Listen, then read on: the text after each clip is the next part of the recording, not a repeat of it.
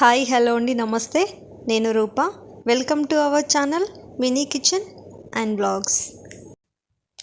ఈరోజైతే evening vlog అయితే మీతో షేర్ చేస్తాను.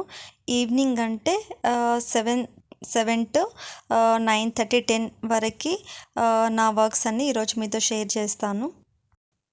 ఈరోజైతే డిన్నర్లోకి ఉల్లి కూర అయితే చేస్తున్నా. మా తెలంగాణ సైడ్ అయితే ఉల్లి కూర అంటారు.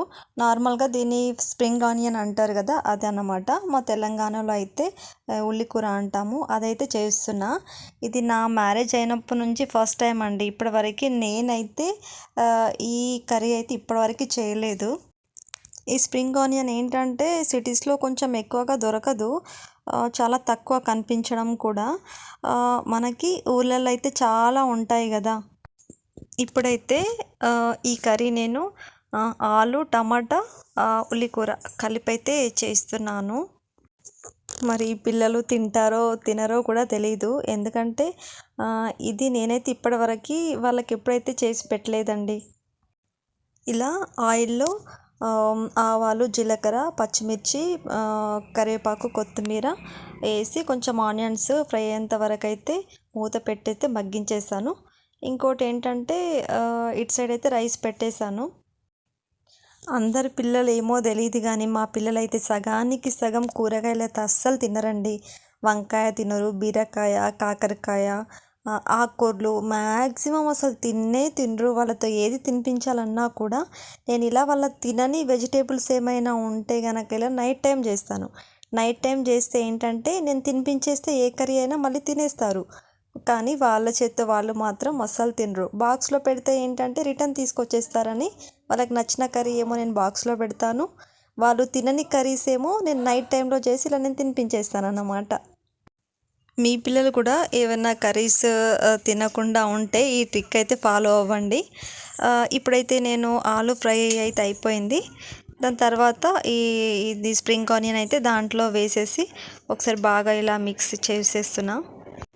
మార్నింగ్ పిల్లల లంచ్ బాక్స్లోకి అయితే నేను పన్నీర్ రైస్, ఆలూ రైస్, పులిహోర, లెమన్ రైస్ ఇలాంటివే పెడతానండి. అవైతే వాళ్ళు ఇష్టంతో తింటారు.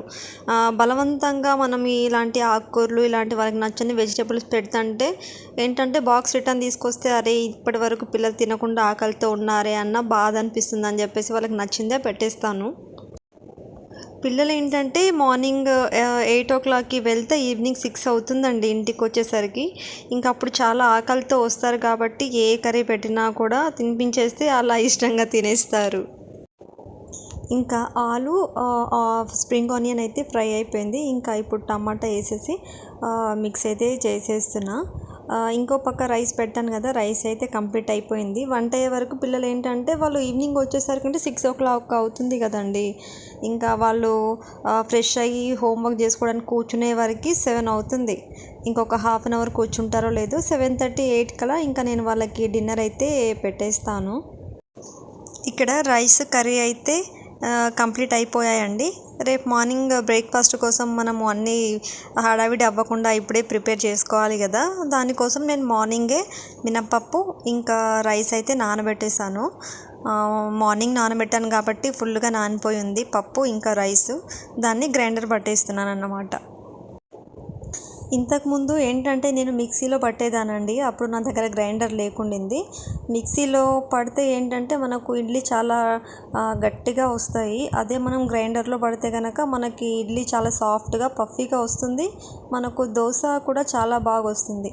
ఇంకోటి ఏంటంటే మనం మిక్సీలో పట్టిన పిండి కంటే గ్రైండర్లో మనకు డబుల్ క్వాంటిటీతో వస్తుందన్నమాట.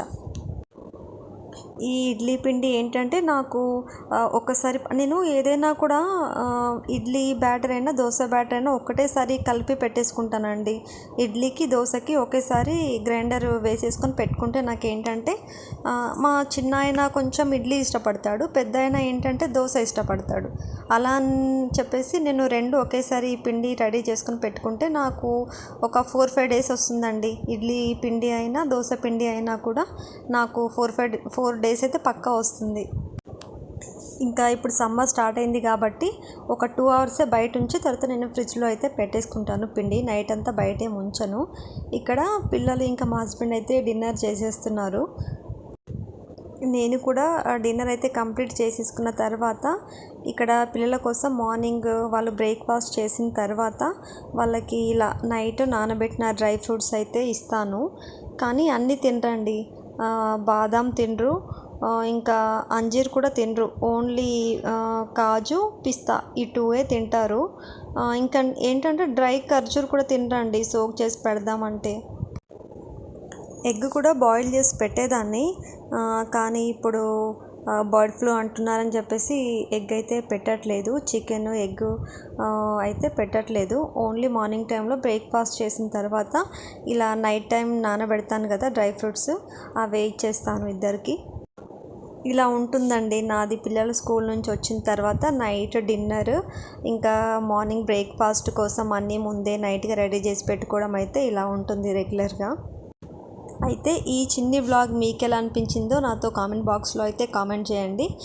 నా ఛానల్ని ఫస్ట్ టైం చూస్తున్నట్టే కనుక లైక్ చేసి షేర్ చేసి సబ్స్క్రైబ్ చేసుకోండి. Thank you for watching this video. Bye.